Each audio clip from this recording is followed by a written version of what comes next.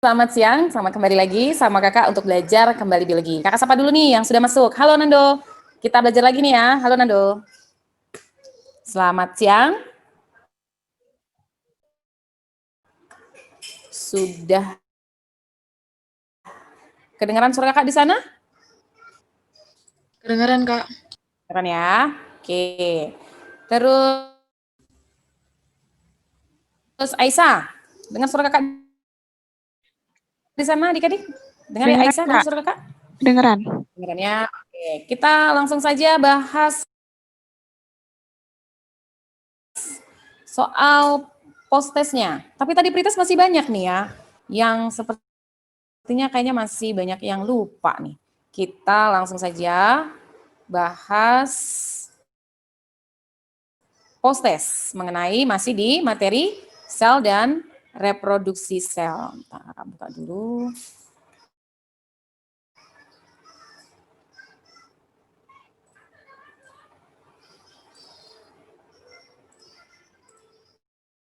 Kita bahas soal untuk post-testnya. Proses ya. Tadi sudah dikerjakan, adik-adik? Sudah, Kak. Sudah ya. Oke, kira-kira gimana nih untuk soal yang belum atau masih belum yakin nih jawabannya? Kalau untuk nomor 1, ayo kita bahas. Ini jawabannya apa? Nomor 1. Kalau nomor 1 itu dia tanyanya bahwa ada di sini Escherichia coli merupakan prokariotik. Prokariotik itu tadi adalah beda dengan sel eukariotik. Perbedaannya di mana? Adik-adik, perbedaannya adalah kalau prokariotik tidak punya membran Inti. ayo, tidak punya membran inti. Oke. Terus kalau yang eukariotik itu berarti kebalikannya. Nah, terus dia bilang bahwa keduanya memiliki struktur yang berbeda.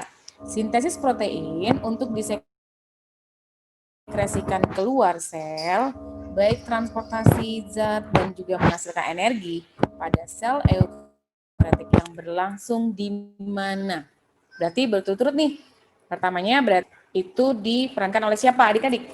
Adalah si sintesis protein mulainya dari ribosom, ya kan? Kenapa? Karena betul zat yang terus menghasilkan energi sintesis. Sintesis protein tadi itu di ribosom dan ribosom itu melekat di mana tadinya? Melekatnya pada retikulum endoplasma kasar ya, sehingga di sini jawabannya yang mana adik-adik? Adalah C ya. Jadi C itu adalah ribosom yang menempel sehingga retikulum endoplasma, lebih tepatnya adalah retikulum endoplasma kasar. Nah, terus ada lagi kalau fungsi mitokondria tadi untuk sebagai apa? Nah, di sini adalah untuk penghasil energi atau penyedia energi. Nah, jadi jawabannya adalah C. Nah, kalau untuk fungsi dari nukleus, buat apa adik-adik? Menyimpan DNA. Kan tadi belum sempat bahas ya. Apa fungsi nukleus ini? Sebagai ini berperan untuk pengendali. Benar nggak? Pengendali segala apa? Pengendali segala aktivitas sel. Nah, jadi itu pada eukariotik. Nah, tadi kalau pada prokariotik siapa tadi? Masih ingat nggak?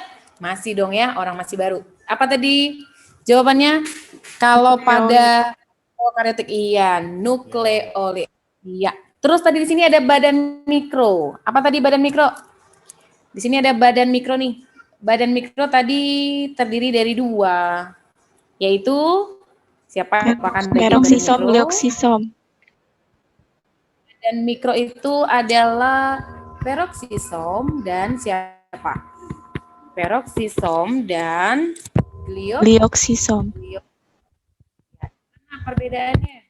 Kalau peroksisom itu tadi kakak bilangnya ada di sel apa? Hewan. Ya, kalau peroksisom atau peroksisom adanya di sel hewan. Di sel hewan ini dia tadi terdapat apa? terdapat peroksisom yang berfungsi untuk apa? Merombak racun. Berfungsi untuk merombak, merombak racun berupa apa? Senyawa peroksida, yaitu H2O2 ya. Oleh enzim apa dirombaknya? Katalase. Oleh ada enzim, Terus masih ingat bahwa si katalase ini bekerja pada suasana apa? Dia bekerja di pH enzim katalase. Ya, netral. Yang bekerja pada pH netral. Iya, betul. Nah, kalau glioksisom tadi adanya di mana? Dia itu adanya di sel tumbuhan. Yang tadi kakak bilang untuk mengubah apa? Sel tumbuhan ini tadi untuk mengubah Lemak menjadi mana lemak. dia mengubah lemak menjadi bahan apa nih? Bahan gula. Nah, jadi tadi untuk yang endoplasma kasar. Terus tadi ada kaitannya. Retikulum endoplasma ini berperan di dalam sistem apa? Sistem yang namanya sistem endomembran. Ayo, kakak ulang lagi tuh. Sistem endomembran apa? Masih ingat? Masih dong, karena masih hangat. Tuh. Sistem endomembran tadi adalah merupakan suatu kumpulan dari beberapa organela yang bagaimana? Yang bermembran yang nantinya untuk melakukan proses transport ya, mekanisme untuk transport suatu zat ataupun molekul dari dalam sel. Nah, terus organela apa saja yang terlibat? Ayo, ada yang masih ingat gak? Kakak gambar lagi sel. Ya, organela yang terlibat itu bisa mulai dari siapa? Nukleus ikut nggak? Ikut. Nukleus ikut. Good. Karena untuk apa sistem endomembran ini? Untuk pada eukariotik. Nah, lalu tadi yang deket banget, yang berlipat-lipat salurannya, itu tadi siapa? Retikulum endoplasma. Iya. RE kasar, RE halusnya ikut nggak? Ikut dong di belakang ya. Apa tadi fungsi retikulum endoplasma halus? Sintesis lemak. Sintesis lemak. Untuk sintesis lemak, ya. Terus ada badan Golgi yang selalu membentuk apa? Kantung yang bernama apa tadi? Vesikula, ya. Terus ada lagi di sini, nah, lisosom, ini nanti proteinnya. Lalu ada juga peranan dari siapa? Ada mitokondria untuk apa? Menyediakan energinya. Nah, jadi itu mulainya misalkan dari tadi ribosom kakak bilang ada yang melekat di permukaan retikulum. Di mana inilah nanti dia bagian retikulum endoplasma kasar atau yang disebut REK. Ya kan? Lalu di sininya semakin ke belakang dia adalah REH. Atau RE kasar, RE halus ya, REK dan RE halus. Nah, terus nanti kan bahannya itu untuk pembentukan sintesis protein. Bahannya itu di sini, kan di sini terjadi sintesis protein. Ketika protein itu hendak mau ditransport keluar sel, berarti dia harus berangkatnya dari ngambil bahannya dari siapa? DNA atau materi genetik yang ada di nukleus. Lalu dia itu nanti disintesis dengan adanya siapa? Di retikulum endoplasma kasar, adanya ribosom yang menempel. Nah, ketika protein selesai dibentuk, maka akan dibawa. Dibawa kemana? Dibawa ke badan Golgi. Untuk apa? Tadi fungsi badan Golgi buat apa adik-adik? Modifikasi. Untuk ya, mensekresi. Bisa juga untuk Fikasi, ya, ada sebagian dia bawa ke dalam kantong untuk dicerna oleh siapa? Dicerna oleh lisosom, bisa juga untuk dibawa keluar menuju sel secara apa? Ketika vesikula itu berdekat atau menempel pada membran, berarti ini mengalami proses apa tadi? Ayo adik-adik. Exositosis.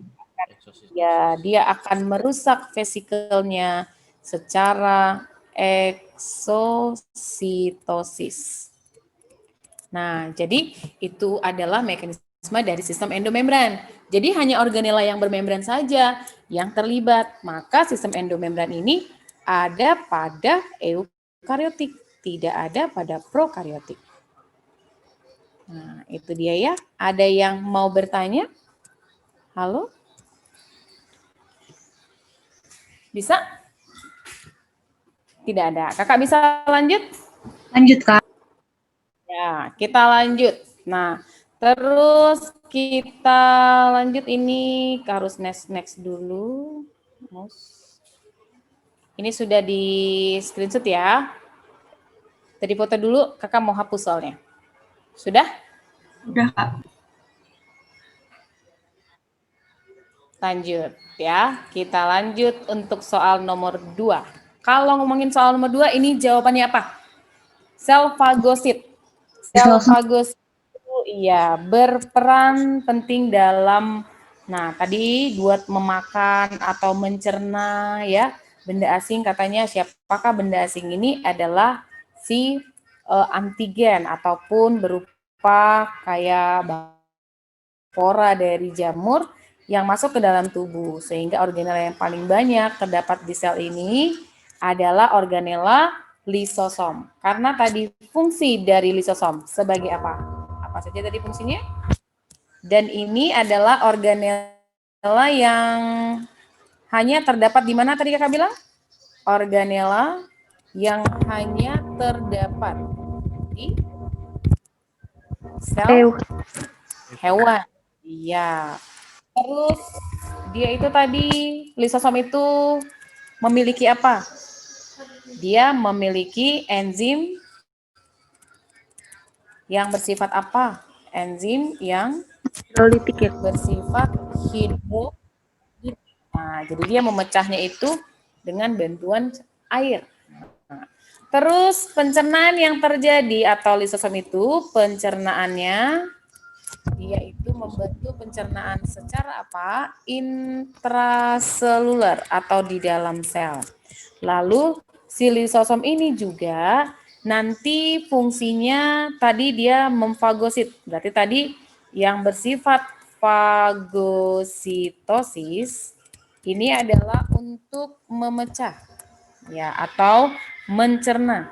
Bisa ya memecah atau mencerna yang namanya suatu molekul ya yang masuk ke dalam sel.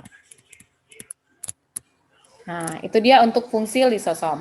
Kalau fungsi dari mitokondria, kakak mau ingatin dulu nih ceritanya nih. Mitokondria itu fungsinya buat apa adik-adik? Mitokondria adalah untuk, pastinya semua sudah ingat, adalah penyedia energi. Di mana energi yang terbentuk di mitokondria itu sebanyak berapa adik-adik yang terjadi melalui respirasi aerob. Berapa energi yang dibentuk? 36. Apa yang dihasilkan? Kemarin harus bersama 36. Iya, tidak lagi beda-beda. 3 berapa? Kakak udah tulis di sini 36. Terus 34 pada saat kapan? Dipakai ya, Kak, yang duanya. 30, bukannya totalnya harusnya berapa dulu? Totalnya itu kan 38. Terus 34-nya yang mana dong?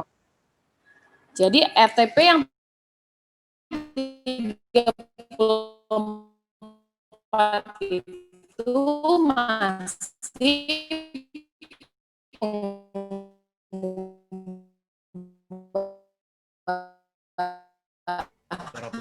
dari mana? Pengubah pengubahan dari NADH dan FADH. Terus ya, coba kakak.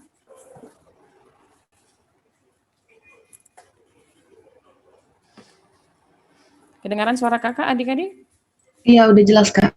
Terus ya, sepertinya harus ini juga. Oke, nah kakak bisa lanjut? Bisa ya? Jadi tadi ada energinya itu yang secara bersihnya itu adalah 36 ATP ya, bukan 34. Jadi 34 tadi itu masih proses pengubahan yang ada di transport elektron.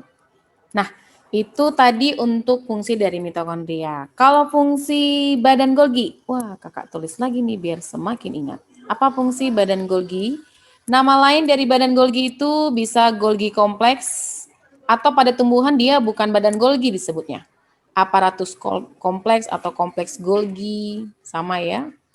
Atau sama dengan, ayo adik-adik, ada sebutannya. Coba.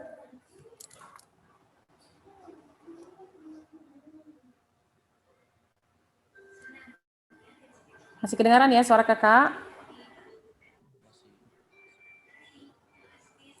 Namanya Diktiosom, Kak.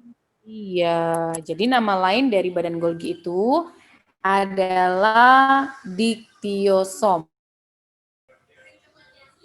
Halo? Ya, Kak. Sudah ya? Oke, ini cuacanya jelek banget nih kayaknya nih. Ayo kita lanjut lagi, tadi sampai nomor berapa tadi? Baru nomor 2 ya tadi ya? 2. Nomor 2, tadi jawabannya apa berarti? Jawabannya itu adalah Lisosom. lisosom. Terus kita kalau nomor 3. Nomor 3 itu jawabannya apa? Nah, jawabannya itu adalah plastida yang termasuk leukoplas. Tadi kakak bilang bahwa plastida itu adalah organela yang hanya terdapat pada siapa? Plastida.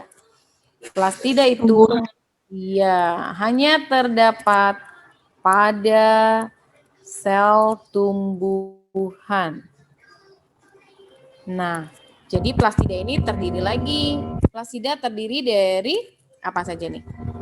Ada 3 bagian ya. Karena fungsi dari plastida itu adalah sebagai tempat penyimpan atau adanya warna atau pigmen. Nah, yang pertama untuk kloroplas. Di kloroplas ini banyak terdapat siapa? Warna hijau ya, banyak terdapat klorofilnya. Nah, sehingga kita sering bahas ya ketika di proses anabolisme kita bilang bahwa tempat proses terjadinya fotosintesis itu di kloroplas. Karena di sini tadi di mana klorofil ini bisa memanfaatkan atau menggunakan, bisa menangkap cahaya. Nah, terus ada yang kedua tadi apa? Kromoplas. Iya. Kromoplas itu warna selain klorofil atau selain hijau. Siapa aja? Biasanya kayak warna yang ada pada ganggang nih. Warna apa aja? Yaitu Merah. kayak warna merah itu kan antosianin ada. Terus kalau ganggang merah itu misalkan ada phycoerythrin, ya kan? Terus apalagi adik-adik? Karoten, Kak. Karoten, betul. Terus ada siapa lagi? Bunga dari buah. Ah, itu warnanya. Warnanya apa? Ada karoten, terus ada si santin, ya enggak? Terus kalau yang agak biru, Yanin. yanin, iya. Ini adalah warna-warna yang tersimpan pada kromoplas. Nah, terus tadi yang di soal katanya dia mintanya yang leukoplas. Leukoplas itu ingat saja berasal dari kata leukosit. Berarti dia menyimpan warna putih. Nah, untuk warna putih ini ada 3 bagian lagi. Tadi bagian yang mengandung apa tadi? Yang mengandung protein. Nah, dia mengandung protein ini berarti jenis apa? Proteoplas. Iya enggak? Terus kalau yang amilum adalah Amiloplas. amiloplas. Lalu kalau yang lemak? Elaioplas. Elaioplas. Oke, nah jadi kalau ini jawabannya apa? Mintanya kan leukoplas ya. Berarti khusus yang untuk warna putih saja. Maka jawabannya itu apa? Ada proteoplas dan elaioplas. Nah, kalau santopil itu warna kuning nih. Nah, gabungannya ya.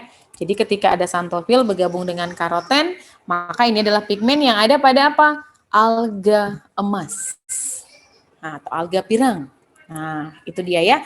Nah, jadi ada kloroplas, kromoplas, dan leukoplas, dan ini tadi hanya terdapat pada sel tumbuhan. Terus mengingat kembali lagi bagian dari kloroplas. Nah, jadi kan ini tempat terjadinya si fotosintesis. Nah, lalu si kloroplas itu tadi kakak bilang bahwa dia organela yang memiliki dua membran atau bermembran ganda. Yang manakah membrannya? Nah, jadi dia itu ada membran luar dan membran dalamnya. Nah, lalu ada komponen yang ada di kloroplas apa adik-adik ini? Satu lempengan ini. Plakoid. Ya, tumpukannya disebut siapa? Granum. Granum. Ya, banyak-banyak granum menyusun apa jadinya? Grana. Grana. Terus yang menghubungkannya siapa? Yang ini adalah lamelanya. Lalu cairan kosong atau ruang kosong yang mengisi ini siapa? Ada Stroma. terus ada materi genetiknya. Terus pertanyaannya, pernah ya kayaknya kita bahas ya. Kenapa kloroplas ini memiliki DNA sendiri dan punya ribosom sendiri. Ada yang masih ingat? Jadi ini outer membran dan inner membran. Ayo, kenapa? Ada yang ingat nggak? Asal-usul datangnya atau adanya kloroplas. Kenapa kloroplas ini punya DNA sendiri? Siapa lagi yang punya DNA selain kloroplas? Masih ingat? Mitokondria. Iya. Kenapa mitokondria dan juga kloroplas memiliki DNA sendiri? Jawabannya? Untuk menghasilkan energi. Untuk menghasilkan energi itu fungsi dari si mitokondria. Kloroplas juga ngasilin energi nggak? Ngasil, tapi kan lebih banyak siapa? Mitokondria. Pertanyaannya di sini, kenapa tadi punya DNA? Nah, DNA dengan mitokondria, tadi kakak gambarkan lagi, mitokondria itu juga sama, membrannya dua. Tadi membran dalamnya siapa? Tadi kakak gambarin lagi? Krista. Oh, krista ya. Terus cairan yang ada di sini nanti di sini tersebar siapa? Matriks. Dia di dalam matriksnya banyak ribosomnya. Nah, di sini ada ribosom. Terus ada juga materi DNA-nya tadi. Nah, punya DNA sendiri. Jadi dia sama punya ribosom dan juga punya DNA. Nah, jawabannya kenapa tadi kloroplas dan mitokondria itu dia punya DNA dan juga punya ribosom sendiri karena awalnya kloroplas dan mitokondria itu tadinya adalah sel prokariotik yang masuk ke mana? Sel prokariotik yang masuk ke eukariotik. Iya, melalui proses apa? Teori endosimbion. Nah, jadi awalnya kan sel si eukariotik nih. Sel eukariotik itu langsung ada intinya, tapi dia belum ada mitokondrianya. Nah, terus nanti ada yang masuk nih. Jadi tadi ini adalah sel eukariotik yang tadinya belum ada, lalu di dalam selnya ada masuk sel prokariotik. Sel prokariotik yang bersifat aerob, prokariotik aerobik. Nah, aerobik itu berarti dia bisa menggunakan oksigen. Dia dapat masuk ke dalam sel, namun si prokariotik ini tidak dicerna nih di dalam sel eukariotik. Berarti di sel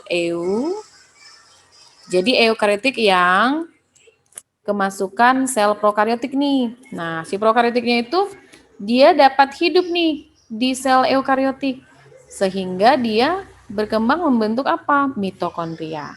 Itulah, terus prokariotik kan tadi kita udah tahu dia punya DNA dan juga punya ribosom. Benar? Putus-putus suara kakak? Jelas, Kak. Jelas ya? Oke. Nah, jadi tadi dia ini prokariotik ya yang masuk ke sel eukariotik. Begitu juga dengan si kloroplas. Lalu yang selanjutnya si eukariotik itu juga kebagian ya dari si prokariotik yang memiliki klorofil. Nah, jadi tadi ini kakak gambarkan intinya, terus ada ini inti, tadi mitokondria sudah ada. Mitokondrianya sudah ada, terus ini nanti ada masuk lagi nih. Sel dari prokariotik yang punya pigmen. Prokariotik yang bawa nih kloroplas. Nah, lalu dia masuk ke dalam sel secara apa adik-adik? Tadi kita belajarnya. Kalau ada satu molekul ataupun zat yang masuk ke dalam sel, secara apa? Endositosis. Endositosis. Nah, lalu juga sama, dia tidak dicerna. Seharusnya kan dicerna ya. Nah, lalu dia dapat berkembang lagi nih. Berkembang lagi menjadi kloroplas di sel eukariotik. Nah, itu ya tadi alasannya kenapa si mitokondria dan kloroplas saja yang punya DNA sendiri. Nah, jadi kalau organela yang lain tidak. Jadi sebenarnya kloroplas dan mitokondria itu tadinya adalah organela atau sel yang bersifat prokariotik yang masuk ke sel eukariotik. Ada yang mau bertanya? Adik-adik? Ya? DNA dari mitokondria dan kloroplas itu dikemanakan, Kak? Dikemanakan. Nah, jadi kalau kita lihat jumlah si kloroplas dengan mitokondria itu kan relatif lebih banyak, bukan kalau di dalam sel? Benar? Iya. Iya. Jadi jumlah selnya banyak. Jadi dia ada lebih dari satu. Kalau retikulum endoplasma kan hanya paling cuma satu doang. Nah, berarti kemampuannya untuk apa? Bisa memperbanyak diri. Gitu ya fungsi DNA. Karena kan DNA ingat kan bisa bereplikasi. Betul, Nendo? Nah, Betul, Kak. terus DNA khusus untuk mitokondria. DNA mitokondria ini dia bisa menurunkan sifat. Tapi khususnya dari keturunan siapa ini? Dari gen ibu. Pernah dengar? Bahwa ada gen ibu yang benar-benar diturunkan ke anaknya tanpa perpaduan dari gen ayahnya. Contohnya misalkan kayak sifat kepintaran nih. Jadi sel gen ibu ya, DNA ibu.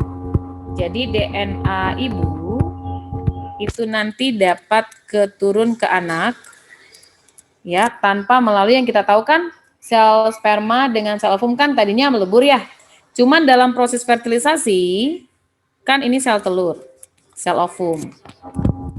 Terus kan nanti mengalami peleburan oleh siapa? Sel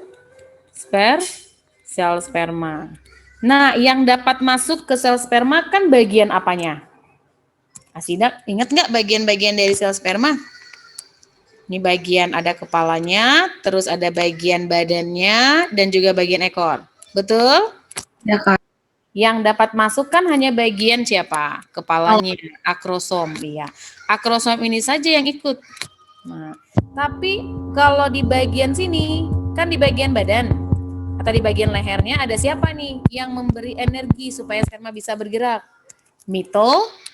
Mitokondria. Bener gak? Jadi mitokondrianya ini bagaimana? Tidak ikut masuk ke dalam sel ovum. Sehingga ada suatu sifat gen yang diturunkan dari berarti sifat dari gen tubuh. Nah, biasanya kan sifat itu turunkan melalui dari terpaut dari kromosom kayak kromosom kelamin, benar nggak? Nah, tapi ada suatu sifat dari atau gen ibu yang bisa diturunkan ke anak tanpa gabungan dari gen ayah. Karena melalui apa tadi? Gen atau DNA mitokondria, ya. Nah, jadi misalkan ada soal nih ya. Seorang laki-laki, berarti mitokondria yang kita punya ini sama dong Kak, kayak mitokondria yang dipunya nenek kita. Nenek, berarti bisa dari ibu, bisa turun juga ke anaknya. Ya, bisa ya. Terus gini nih, misalkan ada suatu penyakit nih ya, ternyata terdeteksi seorang ayah, dia memiliki kelainan di bagian gen mitokondrianya. Berarti mitokondria di mana Kak biasanya? Kayak di bagian otot, kan mitokondria banyak tuh ya. Nah, ternyata terus dia mau mencek nih, kira-kira berapa persen peluang dia menurunkan ke anaknya jika itu terjadi pada gen ayah.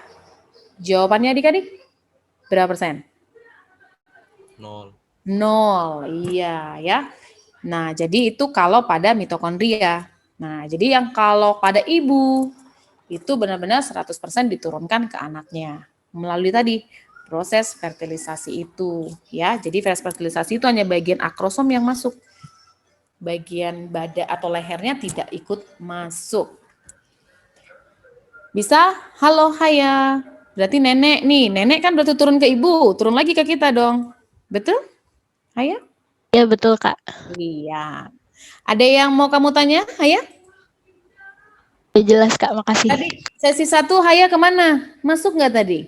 Haya Nggak, kemana? tadi ketiduran Kak. Ketiduran. Aduh, ya waduh udah ketinggalan biologi nih ya, Haya. Papa, kita lanjut lagi. Ada yang mau bertanya lagi?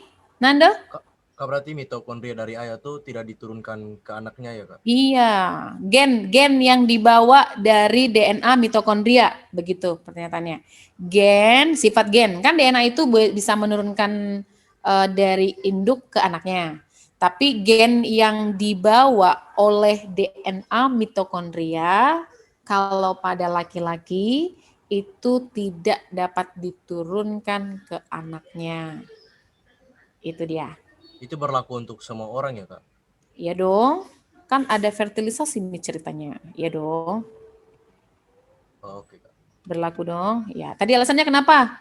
Pada DNA mitokondria laki-laki tidak bisa diturunkan. Jika alasannya kenapa tadi? Karena hanya bagian Karena yang kepala masuk ke sperma yang sel masuk. ovum cuman Bagian akrosom. akrosom. Sementara di bagian leher dari sel sperma ada siapa? Mitokondria. Iya, sehingga mitokondrianya nggak ikut masuk. Ya, itu alasannya. Bisa ya? Oke, kakak bisa lanjut? Lanjut nggak nih? Lanjut? Lanjut Kak. Kakak bisa hapus? Bisa ya? Kak clear dulu. Udah. Lanjut kita next. Nah, kalau ini tadi baru dibahas ya. Mitokondria katanya adalah organela yang bermembran ganda. Ya, dan dia itu selain bermembran ganda, dia juga mengandung DNA. Dan organel yang memiliki ciri seperti mitokondria. Jadi tadi sudah bisa sama ya dengan pembahasan nomor sebelumnya, bahwa yang sama dengan mitokondria siapa adik-adik? Ya, terus tadi dia punya asal usul ya. Jadi ada teorinya tadi, teori apa tadi secara hipotesanya. Hipotesis itu adalah dugaan sementara bahwa ada dugaan bahwa si sel siapa tadi? bahwa kloroplas dan si mitokondria itu adalah sel prokariotik, yang mana terjadi teori endosimbion. Pernah dengar endosimbion? Halo? Belum, Kak. Belum. Endosimbion itu apa berarti? Endo di dalam, simbiosis. Berarti mereka mempunyai interaksi yang saling atau saling menguntungkan di dalam sel. Artinya apa? Ketika si mitokondria tadi masuk, atau tadi organel sel prokaryotik tadi, dia kan di dalam sel bisa memanfaatkan oksigen. Berarti dia dengan sendirinya bisa bermanfaat menyediakan energi bagi sel apa? Bagi sel eukariotik. Bisa? Itu ya tadi teori endosimbion atau endosimbiosis. Di mana tadi bahwa adanya asal-usul. Nah, teori endosimbion ini merupakan bukti dari asal-usul adanya kloroplas dan mitokondria memiliki ribosom sendiri dan memiliki DNA sendiri. Nah, terus juga ada soal nih, selain DNA itu terletak di mana selain berada di nukleus? Jawabannya? Di mitokondria dan Iya. Jadi sudah tahu tadi ya, cuman DNA yang ada pada nukleus itu dia dikemas dalam apa? Dalam susunan benang kromatin. Benar nggak? Adik-adik? DNA di dalam nukleus itu nantinya akan dikemas di dalam benang kromatin yang akan nanti menebal menjadi apa? Kromosom. Nah, kalau kakak masih ingat ya, kakak pernah jelaskan ada struktur kromosom yang mana dia memiliki bagian tengahnya disebut apa? Masih ingat? Sentromer. Sentromer. Tadi ada sentrosom. Apa tadi ya? Jangan ketukar-tukar. Tadi ada sentrosom. Apa tadi sentrosom? Terdiri dari sentriol. Iya, sentrosom itu adalah organela yang nantinya akan membelah menjadi 2 sentriol. Nah, kalau sentromer ini adalah yang menghubungkan kedua lengan pada kromosom yang disebut dengan kromatidnya. Nah, jadi pilihan kalau ditarik ini benangnya, lalu ada struktur protein yang nantinya akan terpintal oleh benang histon sehingga dapat struktur DNA. Nah, jadi DNA yang ada di nukleus itu nanti dibuatnya dalam benang kromatin. Nah, ini DNA nih. Nah, lalu kalau pada mitokondria sama kloroplas tidak dalam bentuk kromosom. Berarti sama dong strukturnya seperti kayak DNA yang ada di bakteri. Betul tidak adik-adik? Betul. Benar ya. Oke. Terus itu tadi untuk jawaban soal nomor 4. Ada yang mau bertanya?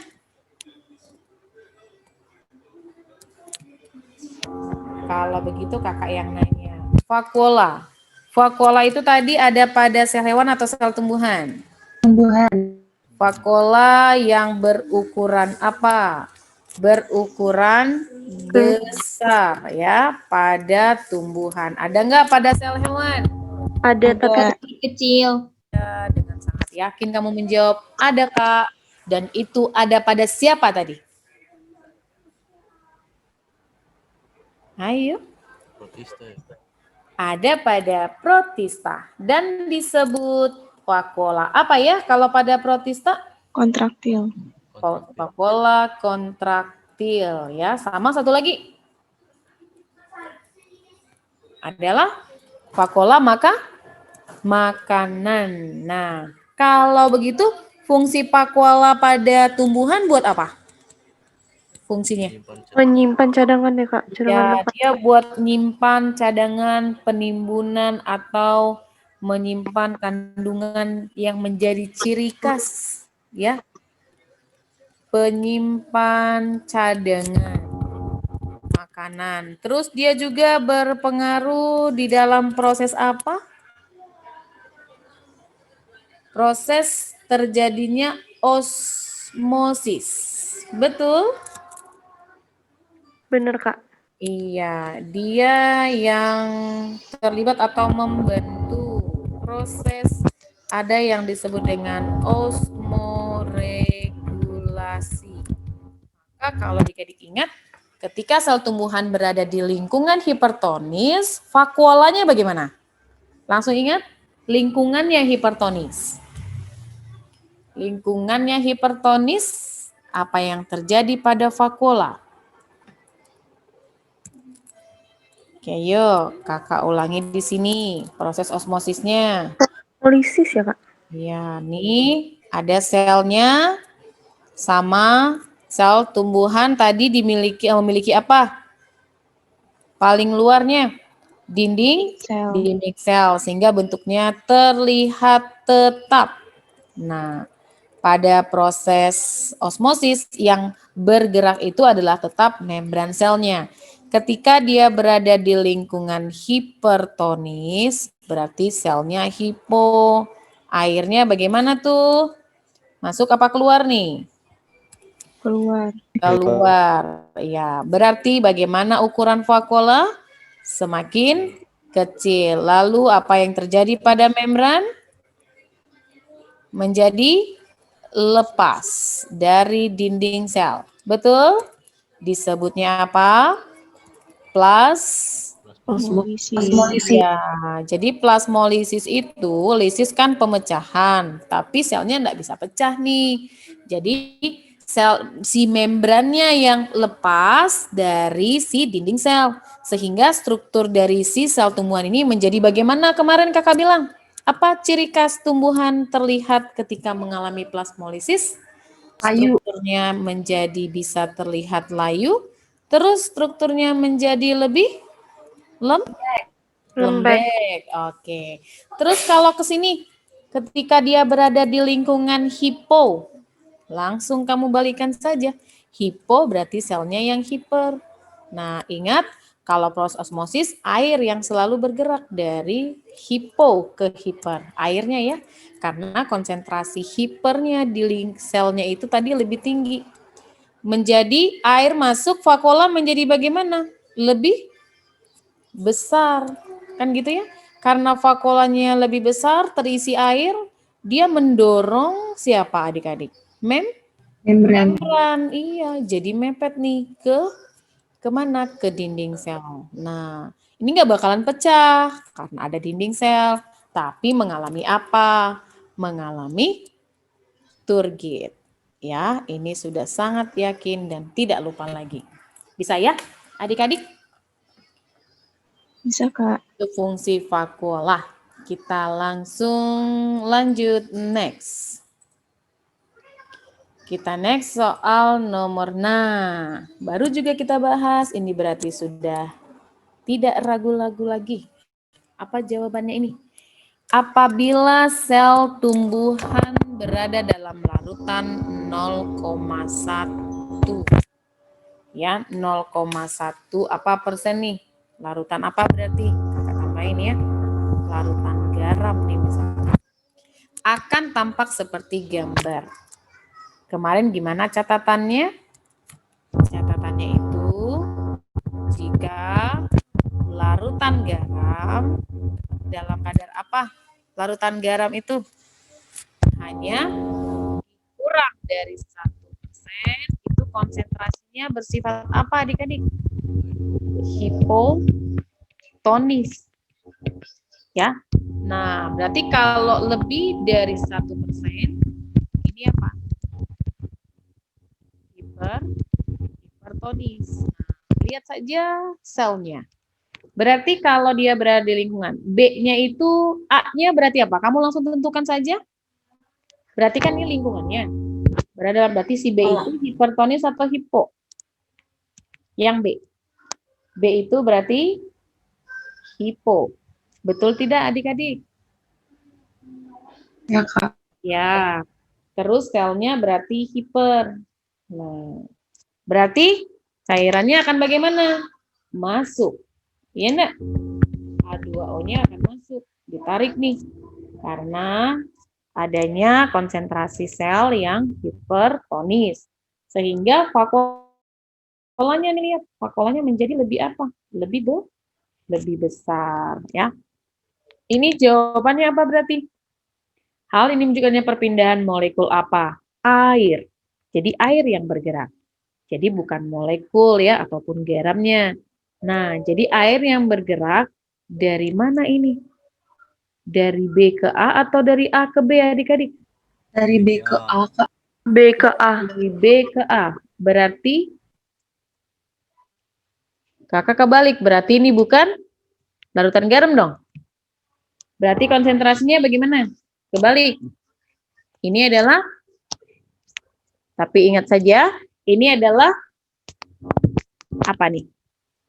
Selnya, keadaan hipo Hipotonik. apa hiper? Ya, hipotonis. B-nya Hipo. hiper. Hiper. Ya.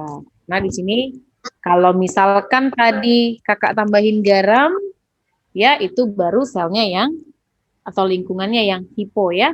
Nah, berarti kalau ini si sel tumbuhannya yang keadaan hipo, maka menunjukkan ada perpindahan molekul airnya itu jadi bagaimana?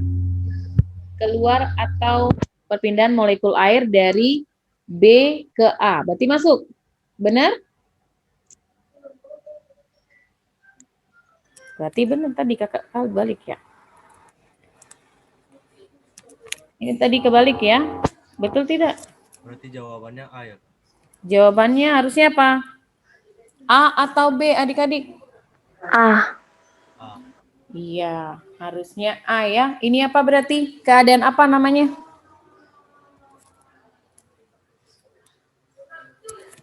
Jadi kalau kita lihat tadi selnya, ini selnya yang hipertonis atau lingkungannya yang hipertonis?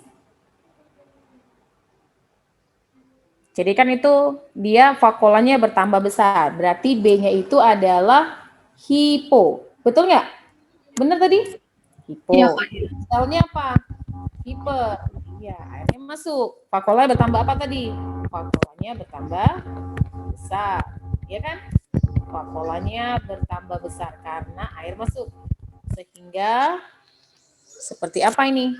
Maka akan mengalami apa? Vakuola bertambah besar. Maka kalau vakuola bertambah besar, ini akan mengalami Turki. turgid. Turgid ya, ayo turgid, Kak. Berarti jawabannya apa? Harusnya A ya. Kita nanti revisi lagi. Berarti dari air dari B masuk ke mana? Ke A. Ya, oke. Kita lanjut untuk soal berikutnya. Next. Nah, kalau ini apa jawabannya?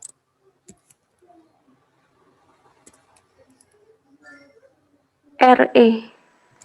Protein yang akan dibawa keluar sel. Protein yang akan dibawa keluar sel disintes oleh ribosom dan hasilnya masuk kepada lumen apa? Retikulum endoplasma. Ya, ini udah sangat ingat banget ya. Nah, terus tadi posida udah, lisosom tadi sudah, peroxisum juga sudah tahu. Nah, terus kita lihat lagi soal berikutnya. Nah, kalau ini pasangannya kemana nih?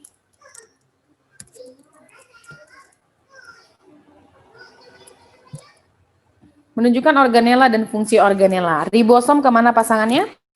Ribosom itu ke sintesis protein 1C. Terus habis itu mitokondria. Mitokondria itu penghasil energi, berarti 2B. Ya. Lisosom. Lisosom itu buat menghancurkan organela yang rusak. Yaitu apa? Nomor 3, berarti 3A. Ya kan? Sisanya badan Golgi itu dia mengumpulkan bahan supaya bisa dimodifikasi dan mensekresikannya. Itu adalah 4D. Jadi jelas ya, itu adalah pasangan dan urutan organela yang sesuai. Maka itu tadi jelas adalah C. Ada yang mau bertanya? Bisa? Bisa, Kak. Bisa. Kita lanjut lagi. Nah, ini pada tahap pembentukan organ, jawabannya kenapa kok bisa D? Nah, jadi ada proses kematian sel.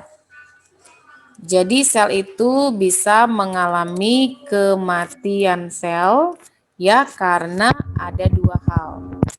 Nah, itu ada yang disebut dengan nekrosis dan ada apoptosis. Nah, kalau nekrosis, dia ini adalah di mana kematian sel akibat sel itu mengalami apa? Akibat kerusakan akut. Ya, kerusakan akut itu biasanya karena mengalami infeksi. Berarti sel itu harus segera dihancurkan. Nah, terus ini harus segera dirusak atau dihancurkan oleh organela apa? Lisosom. Kan fungsi lisosom buat mencerna, ya. Nah, kalau apoptosis ini adalah jenis kematian sel. Nah, kalau ini kematian selnya itu terprogram, berarti dari sel sendiri.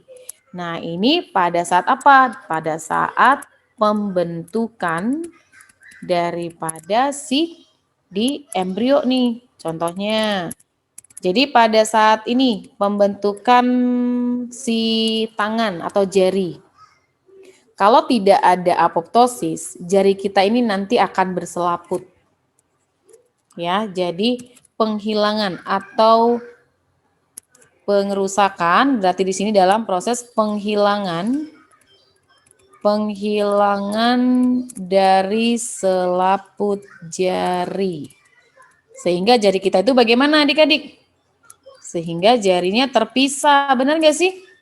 Jarinya itu terlihat terpisah nih, berarti di dalam sela-sela jari kita ini, itu selnya semua dirusak. Dan itu sudah terprogram dari sel. Kalau misalkan itu tidak mengalami atau tidak dirusak, maka itu nanti jari kita, baik jari tangan, jari kaki, itu akan menempel. Nah, itu dia sama. Juga dirusaknya oleh lisosom. Kalau untuk mekanismenya, ini ada gambarnya, kakak udah siapin. Nah, jadi dia ini contohnya tadi yang ini. Jadi ada nekrosis dan apoptosis. Jadi ada satu sel nih. Satu sel itu dia intinya adalah buat merusak sel. Nah, merusak sel itu misalkan ini tadi ada sel, jika sel itu mengalami infeksi, itu akan dia rusak. Rusak hanya sebagian saja. Nah, jadi ini tadi adalah nekrosis, merusak sel yang mengalami apa tadi? Sel yang terkena infeksi. Kenapa Kak justru dirusak? Karena di dalam sel ini sudah banyak misalkan kayak virus, kan dia jadi menguasai sel ini dong. Nah, menjadi suatu habitat atau tempat antigen ataupun bakteri, virus bisa berkembang. Maka si lisosom harus segera ngerusak ini aja karena selnya udah mati. Nah, kalau apoptosis, ini tadi sel yang sudah terprogram tadi. Jadi harusnya ada sel ini dia pecah. Nah, inilah tadi dalam proses pembentukan apa? Jadi sel yang memang sudah terprogram di dalam pembuatan apa tadi? Jari kita itu bisa terpisah dan tidak berselaput. Makanya kan ada penyakit apa itu adik-adik? Masih ingat nggak penyakit yang terpaut di kromosom apa? Ayo. Tubuh. Ya, tubuh apa kromosom Y? Bukan di tipe yang pada laki-laki. Yang jari berselaput. Apa ya? Ya kan? Webetos. Benar tidak? Jadi ada penyakit yang terpaut di kromosom Y, selain hystrix gravior, itu kan ada ya yang rambut muncul di bagian telinga, ada juga yang jarinya berselaput. Nah, itu berarti di sini tidak berfungsinya atau tidak terprogramnya sel untuk melakukan proses apoptosis. Maka tadi jawabannya ini adalah dilakukan oleh siapa? Dilakukan oleh lisosom. Kenapa? Karena lisosom itu bekerja sebagai apa? Fagositosis. Secara apa berarti? Berarti dia akan menghancurkan ini, lalu dia akan keluarkan. Nah, dia pecah secara apa? Baik secara eksositosis. Ada yang mau bertanya? Bisa kita lanjut? Suara kakak masih kedengaran di sana? Masih Kak. Masih Kak. Masih. Kita lanjut tadi nomor berarti lisosom. Nah, untuk pembelahan sel, ini jawabannya apa? Ini di sini kenapa C? Pada pembelahan sel pemisahan alel. Ini berarti pemisahan alel secara bebas. Guna membentuk, ya kan? Guna pemisahan alel secara bebas, guna membentuk variasi gen. Berarti ini terjadi apa? Rekombinasi. Betul? Ya tidak? Kenapa bisa terjadi variasi gen? Karena ada rekombinasi gen melalui terjadinya pindah silang atau crossing apa? Crossing over. Nah, crossing over itu kan tadinya sudah kombinasi gen, terus di sini setelah terjadi kombinasi lalu misah. Nah, jadi proses kombinasi itu kan adanya di tahap meiosis 1 bukan adik-adik? Benar nggak? Benar Kak. Crossing over, iya. Di meiosis 1 kalau adik-adik ingat, yaitu di tahap mana di crossing overnya? Meiosis 1 di tahap Profase. betul, di tahap profase, berarti profase 1. Yaitu di fase apa? Kan ada fasenya ya, Lepsipadidi. Apa dia? Diakinesis ya Kak? Diakinesis. Ayo, apa dong? Itu kan tahap terakhir ya? Pakiten. Lepsipadidi. Ya, di fase pakiten. Crossing overnya di pakiten, terus dia bergerak jauh untuk membentuk titik. Yang disebut apa titiknya? Kiasma, ya kan? Nah, itu membentuk satu titik ya persinggungan dari crossing over tersebut. Itu ada di diploten. Jadi tahapnya itu kalau lagi masih catatannya itu kan ada lepsididik. Kan gitu ya. Apa ini? Leptoten. Apa itu leptoten? Apa yang terjadi adik-adik pada leptoten? Kromatin menjadi kromosom. Iya, jadi benang-benang kromatin. Kromatin tadi harusnya begini, ya kan? Terus ada yang kakak buat misalkan warnanya beda nih. Nah, kromatinnya. Terus zigoten. Gimana nih? Leptoten. Berpasangan ya, Kak? Iya, zigoten ya yang bersama zigoten. Dia masing-masing kromatin yang sama itu akan berpasangan. Nah, tadi kan sudah jadi kromosom. Begini tidak adik-adik? Iya. Iya, sama nih mereka berdekatan dan berpasangan. Terus pakiten, mereka itu bagaimana? Nah, berarti kan harus berduplikasi setelah berpasangan membentuk apa tadi? Membentuk lengannya ya, membentuk. Nah, membentuk seperti ini. Iya. Terus pakitan mereka setelah berpasangan mereka bagaimana? Saling menjauh. Nah, berarti tadi untuk pakitannya bagaimana? Yang hitam deketan sama siapa? Sama kromosom yang berwarna apa? Warna biru. Nah, mereka deketan dan membentuk suatu persinggungan. Nah, lalu nanti setelah mereka berdekatan, nah, lalu mereka saling menjauh lagi nih di tahap apa? Diploten. Lalu ada titik persinggungannya, namanya apa tadi kakak bilang? Kiasma Kiasma. ya. Jadi ketika yang biru menyinggung kromosom yang hitam, ini nanti gennya jadi tertukar gitu. Maka pertukaran gen itu terjadinya di tahap profase 1 ya, yaitu di meiosis 1. Nah, tapi di sini kan pemisahan alel. Jadi si kromosomnya itu ditarik oleh benang spindel. Makanya tahapnya adalah di anafase 1. Bisa? Adik-adik? Bisa, Pak. Kakak lanjut. Atau ada yang mau bertanya? Belum ada. Kalau ini jawabannya apa? Oogenesis. Oogenesis itu bedanya sama spermatogenesis, di mana perbedaannya? Adik-adik. Kalau spermatogenesis Kalau dapat 4 sel fungsional ya, Kak? iya, kalau oogenesis Cuman 1. cuman 1. Nah, terus kita waktu belajar bioteknologi buat bisa melakukan bayi tabung, gimana supaya ovumnya bisa banyak?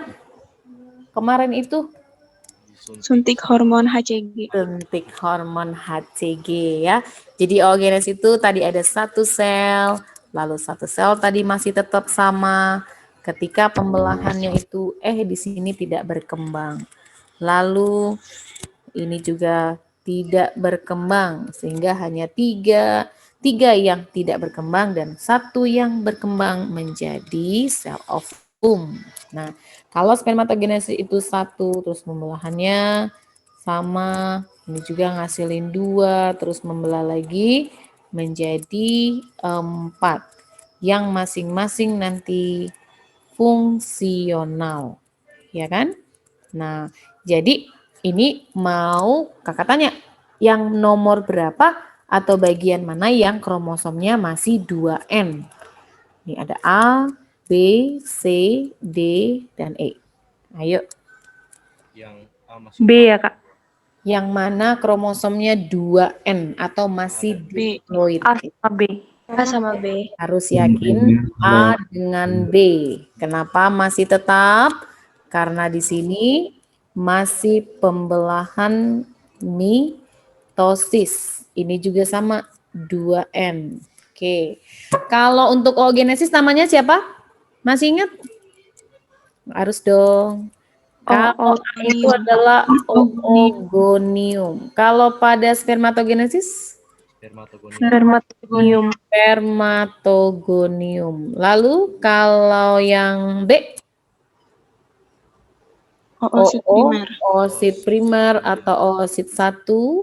Kalau yang ini spermatosit 1. Ya. Yang C? Ini adalah oosit sekunder atau oosit 2. Yang ini adalah spermatosit 2. Terus yang ini apa? Ootit. Dan ini adalah kok jadi OO juga ini? Apa ini? Spermatid. Iya, spermatid. Terus yang atas, yang bawahnya ngasilin apa? Haploid. Iya, jadi ini adalah spermatid. Dan yang ini spermatozoa. Dan yang ini apa? Ovum zoa, bukannya ovum saja. Ovum zoa. Yang mana kromosom haploid semuanya mulai dari mana? Oosit sekunder. Oosit sekunder. Iya, ini kenapa dari N tetap N?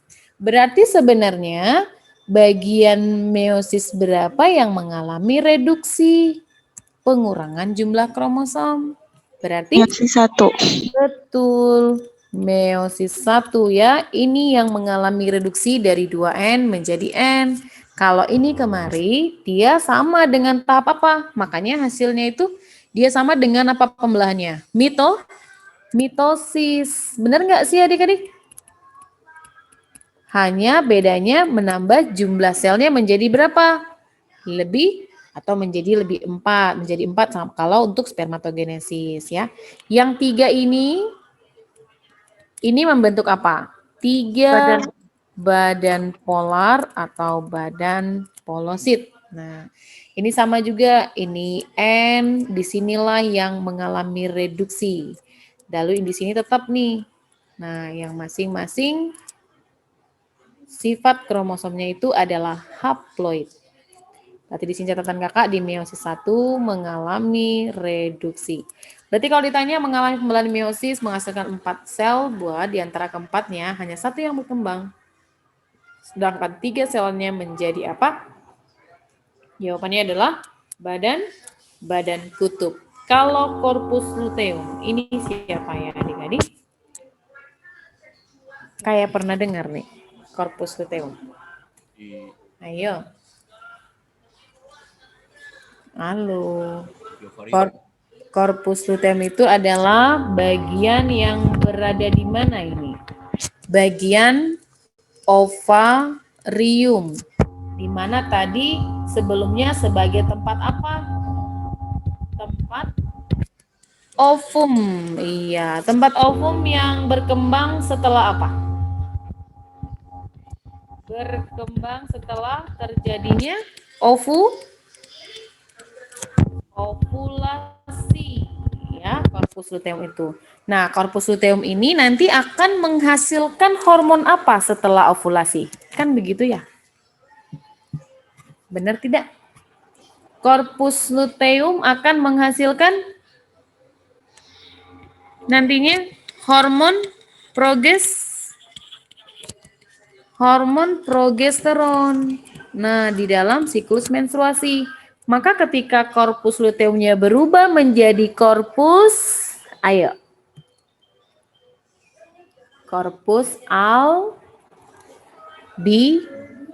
albicans ya. Nah, jadi kalau kakak gambarkan ya bagian struktur dari reproduksi perempuan. Nah, ini dia. Ini ovariumnya nih, ini si lengan fimbriae-nya. Nah, di sini ada ovariumnya. Nah, masa siklus menstruasi kan itu harus terjadi pematangan ovum dulu. Benar tidak adik-adik? Masih kedengaran suara kakak di sana tidak? Masih, Kak. Ya. Nah, ini ovariumnya. Jadi awalnya folikel ini matang dulu. Ya, yang nanti akan distimulasi oleh hormon apa? Ayo. Hormon apa yang membantu proses pematangan folikel? FSH. Iya, sel folikel akan matang yang nantinya akan dibantu dengan stimulasi FSH, follicle stimulate hormone. Nah, setelah si ovum itu atau folikel itu matang, maka terjadi yang tadi kakak bilang, ovulasi, ovumnya lepas nih. Ovumnya akan ditangkap oleh lengan fimbriae dan berada di tuba Fallopi. Ketika ada sperma, maka akan fertilisasi. Tapi nah, setelah ovum itu lepas, ada tempat dia tadi. Tempat dia yang si ovum tadi berada di ovarium itu membentuk apa tadi kakak bilang? Corpus siapa? Luteum. Nah, corpus luteum itu nanti akan mensekresikan hormon apa? Hormon progesteron. Di dalam hal apa? Maka terjadilah apa di sini? Penebalan apa adik-adik? Dinding rahim. Iya, penebalan dinding rahim itu kan karena progesteron terus-menerus meningkat. Karena apa? Karena ada corpus luteum.